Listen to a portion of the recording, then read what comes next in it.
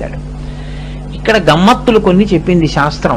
ఆడపిల్ల దగ్గరికి వెళ్ళి కోడల్ని చేసుకోవడము అన్నప్పుడు ఏ కారణముల చేత ఆ ఫలానా పిల్లని చేసుకోకూడదని చెప్పచ్చు అని అడిగింది. నేను ఈ మాటలు చెప్పేటప్పుడు మీరు ఒకటి గుర్తుపెట్టుకోండి, నా మనస్సులో ఏమి వ్యక్తులు ఉండరు, నేను శాస్త్రవచనాన్నే మాట్లాడుతుంటాను అంతే. తప్పించి నేనేమి వ్యక్తుల్ని దృష్టిలో పెట్టుకుని ఇవన్నీ మాట్లాడలేను. అలా మాట్లాడితే నేను ఏవి ఎప్పటికీ మాట్లాడలేను, ఎందుకంటే నాకు ఎందరో తెలిసిన వాళ్ళు ఉంటారు, అందులో ఏవేవో కుటుంబాలు ఉంటాయి. అవన్నీ నేను దృష్టిలో పెట్టుకుని శాస్త్రం ఏం మాట్లాడతాను నా బుర్ర. శాస్త్రం మాట్లాడాలనుకున్నప్పుడు అలా వ్యక్తులు కుటుంబాలు ఏం గుర్తుండవు. శాస్త్రం శాస్త్రం అంతే, అంతవరకు. దాని గురించి చెప్పడమే ప్రయోజనం.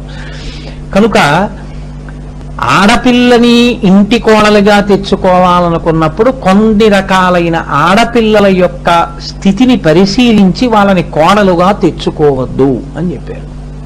ఎవరిని అంటే, ఒకటి ఆ వంశంలో శ్వేతకుష్ఠ ఉన్మాదము ఇటువంటివి ఉండి ఉంటే క్షేత్రమునందు దోషం వస్తుంది. కాబట్టి అటువంటి ఆడపిల్లని తొందరపడి నీ ఇంటికి కోడలిగా తేవద్దు, కొడుకు పాడైపోతాడు, వంశం పాడైపోతుంది. రెండవది, శాస్త్రం నీవు పరిశీలన చెయ్యవలసిన అవసరం లేకుండానే ఈశ్వరుడు వద్దని చెప్తున్నాడు అని చెప్పడానికి కొన్ని సంకేతాలు పెట్టింది. ఈ పిల్లని మనం అడుగుదాము అని చెప్పి వరుడు యొక్క తండ్రి ఆ ఇంటికి వెళ్ళేటప్పటికి ఆ పిల్ల నిద్రపోతూ ఉండి ఉంటే, ఆ పిల్ల ఇంట్లో లేకుండా ఎక్కడికైనా వెళ్ళి ఉంటే, ఆ పిల్లకి మగపిల్లలతో స్నేహాలు చాలా ఎక్కువగా ఉంటాయి.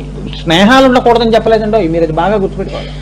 చాలా విపరీతమైనటువంటి పురుష స్నేహాలే ఉంటే, విపరీతమైన పొడుగైనటువంటి రోమములు ఉంటే, అటువంటి ఆడపిల్లలను ఇంటికి కోడలుగా తెచ్చుకోవద్దు. చాలు, అంతకన్నా నేను ఇంకా పెద్ద దాని గురించి ఎక్కువ లోతైనటువంటి పరిశీలన చేయను. ఎందుకంటే శాస్త్రం 4 విషయాల్ని బాగా దృష్టిలో పెట్టుకోమంది. ఈ 4 నువ్వు దృష్టిలో పెట్టుకుని పరిశీలన చేయి. అందుకే తండ్రి కూడా ఒక అమ్మాయిని కోడలుగా చేసుకోవచ్చా చేసుకోకూడదా అన్నప్పుడు ఒక పెద్దలైనటువంటి వారిని, పెద్దలైన వారంటే శాస్త్ర మర్యాదని దృష్టిలో పెట్టుకునే వారిని, విశాల హృదయం ఉన్న వారిని తోడు తీసుకెళ్ళమని చెప్పారు. అందులో 4 తప్పకుండా చూడాలి. మొదటిది విత్తము. విత్తం అంటే డబ్బు. అదేమిటండి, వివాహంలో డబ్బు యొక్క ప్రసక్తి ఎందుకు వచ్చింది అని మీరు అడగచ్చు నన్ను. విత్తం అంటే వాళ్ళకి ఎంత డబ్బు ఉంది, మీకు ఎంత కట్నం ఇస్తారు చూడమని శాస్త్రం చెప్పలేదు. శాస్త్రం కొన్ని కోణాల్లో విత్తాన్ని పరిశీలన చేయమని చెప్పింది. అవి ఒకటి, ఆడపిల్లకి రేపొద్దున్న భర్తగా ఉన్నవాడికి, అనగా తన కొడుక్కి కోడలకి అనుకోండి, ఒక మర్యాద కోరుతుంది శాస్త్రం. ఏది, అతనికి ఒక కష్టం వచ్చింది అనుకోండి, మొట్టమొదట ఎవరింటికి వెళ్ళాలి అంటే అత్తవారింటికే వెళ్ళాలి అతను. ఇప్పుడు మొన్న ఎవరో అమెరికా నుంచి వచ్చారు ఈ ఊరు. ఆయన తండ్రి గారు శరీరం వదిలిపెట్టేశారు. ఆయన పితృకార్యం అంతా చేసి అమెరికా వెళ్ళిపోతున్నాడు. శాస్త్ర మర్యాద తెలుసున్నవాడు ఆయన గురుగారు ఒక్కసారి మిమ్మల్ని చూడాలనుందండి, నాకు ఒక్కసారి మిమ్మల్ని చూసి వెళ్ళిపోతాను, నేను మీ ఇంటికి రాకూడదు కదా, నేను మీ ఇంటికి రాకుండా మిమ్మల్నే మా ఇంటికి రమ్మని అడగలేను, కానీ మీరు ఏ గుళ్ళోనైనా ఎన్ని గంటలకు ఎడతారో చెప్తే నేను రోడ్డు మీద నుంచి మిమ్మల్ని చూసి వెళ్ళిపోతాను అన్నాడు. నేను ఎంతో పొంగిపోయా ఆయన ఆప్యాయతకి. అయ్యా ఏం పర్వాలేదు, 11 రోజులు అయిపోయాయి కాబట్టి నేనే మీ ఇంటికి వస్తున్నానని వాళ్ళ ఇంటికి వెళ్ళి మాట్లాడొచ్చాను. అంటే నేనేం ఉదారుణ్ణైపోయాను అనుకోకండి, శాస్త్రం అంగీకరించింది కాబట్టి అది మానవతా సంబంధం, అది చాలా ముఖ్యమైంది. ఆయన కోరుకున్నప్పుడు నేను వెళ్ళాలంతే. ఆయన అంత ఒత్తిడిలోనూ కూడా విశాఖపట్నం వెళ్ళి అత్తవారింటిలో బట్టలు పెట్టించుకుని వెళ్ళాలి. అత్తవారింట్లో బట్టలు పెట్టించుకుంటే తప్ప అతను ఇంకొక చోటికి వెళ్ళడానికి లేదు. అత్తవారింట్లో బట్టలు పెట్టించుకోవడం అన్నది శుభమునందు అశుభమునందు కూడా ఉంటుంది. ఎందుకంటే బావమరిది బతకగోరుతాడు అని ఒక సామెత. బావమరిది బావగారి ఆయుర్దాయాన్ని కోరుతూ ఉంటాడు ఎప్పుడు. ఎంత కోపం ఉండనివ్వండి, ఆడపిల్ల పసుపు కుంకాల విషయంలో మాత్రం తప్పు కోరిక కోరడు. పోన్లే, అలా మా చెల్లి ఏదో పసుపు కుంకాలతో ఉండాలంటాడు.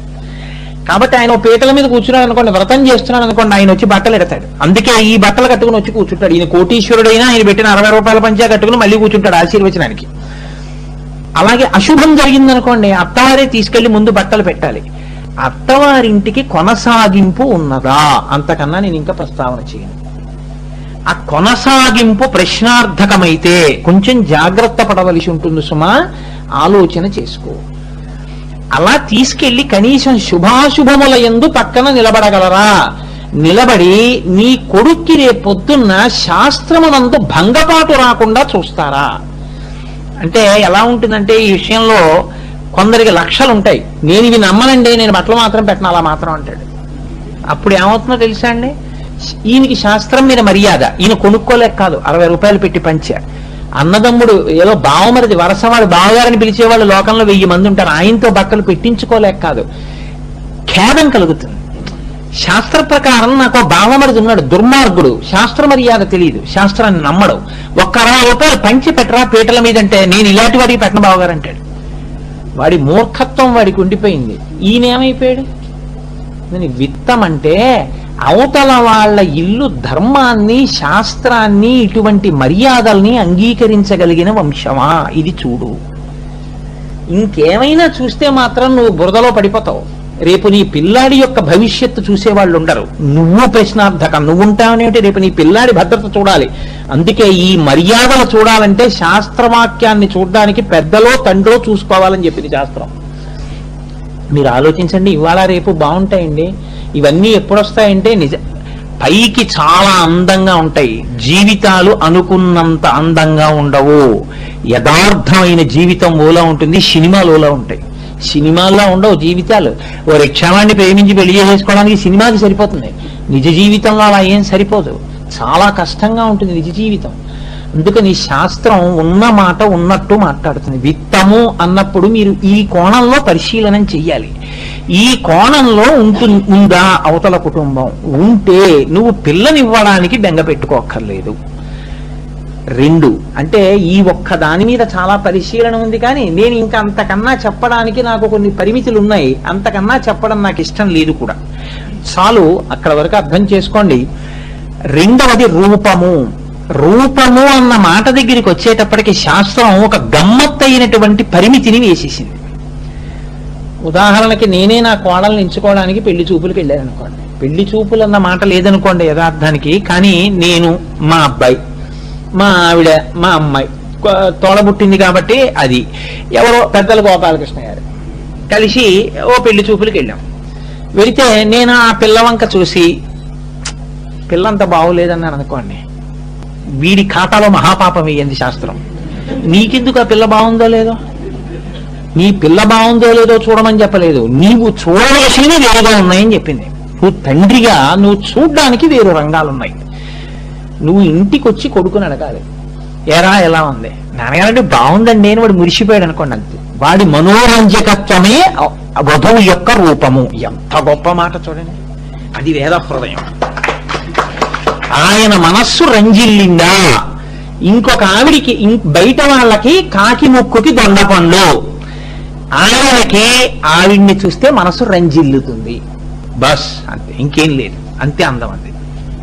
లేకపోతే ఊళ్ళో వాళ్ళందరికీ నచ్చింది వీడికి బెల్లం ఏంటండి, అంతకన్నా దౌర్భాగ్యం ఇంకోటి లేదు. అదేం ప్రశ్న అసలు? ఇలా అయితే ఇంకా దానికి ఓటింగ్ ఉండాలి, ఇంకా మెజారిటీలు మైనారిటీలు. నేను ఒప్పుకోలేదు, మీ అత్తగారు ఒప్పుకుంది, నువ్వేం బాగున్నావు మామగారు అన్నాడు అనుకోండి, రేపు పొద్దున్న ఇంక అంతకన్నా భ్రష్టత్వం ఉందండి సంస్కారంలో. మామగారికి కోడలు వచ్చడం ఏంటి? కోడలంటే కూతురు, నా కూతురు ఎలా ఉన్నా నాకు అందంగానే ఉంటుంది, మా అమ్మాయి ఎంత చక్కగా ఉంటుందో అంత నా కోడలు అంతే. శాస్త్రం అంది మామగారికి కోడలు కూతురు కన్నా మార్క్ ఎక్కువ అని చెప్పింది. కోడలికి కూతురికి కూడా చీరలు కొనాల్సి వస్తే సంక్రాంతి పండక్కి 1000 రూపాయలు పెట్టి కూతురికి కొంటే 1000 రూపాయలతో కోడలికి ఎప్పుడు కొనకూడదు, 1100 పెట్టి కొనవలసిందే. నేను ఎప్పుడు, మీరు నమ్మకపోండి, నేను ఎప్పుడు చెప్పేది ఏం చెప్తానో తెలుసా మా అమ్మాయికి? నువ్వు బాగా జ్ఞాపకం పెట్టుకో, నువ్వు నా కాళ్ళకి నమస్కారం చేసిన నాన్నగారండి మీరంటే నాకు ఎంతో ఇష్టం అండి అన్నా, నువ్వు ఎన్ని మాటలు ఉభయకర నమస్కారాలు రుద్రాధ్యాయం చేసినట్టు ముందు నాన్నగారు వెనక నాన్నగారు వేసిన, అమ్మా నేను నీతో సంతోషంగా భావి జీవితం గడపడం అన్నది కేవలము నువ్వు నన్ను గౌరవించడం, నేను నిన్ను ప్రేమించడం మీద ఉండదు. నువ్వు నీకు పెళ్ళైపోయి మీ అన్నయ్యకి పెళ్ళైపోయిన తర్వాత ఈ గుమ్మంలోకి రాగానే ముందు నాన్నగారు అని పిలవకు, అమ్మ అని పిలవకు, వదినా అని పిలువు. వదినా బాగున్నావా అని అడుగు. వంటింట్లోకి వెళ్ళి వదినతో కలిసి ఉండు, వదినతో కలిసి బజారుకి వెళ్ళు, వదినతో మాట్లాడు. నువ్వు నాన్నగారండే నన్ను 3 మాటలే పిలిచినా నేను కుందను. అదేంటమ్మా ఈ మధ్య ఏమిటి, వదిన వచ్చిన తర్వాత నన్ను నాన్నగారితో మాట్లాడడం తగ్గించావనను, పొంగిపోతాను. వదిన్ని పక్కన పెట్టేసి నువ్వు అమ్మతోటి నాతోటి చేరితే నేను నిన్ను అంగీకరించలేనమ్మా. నీకన్నా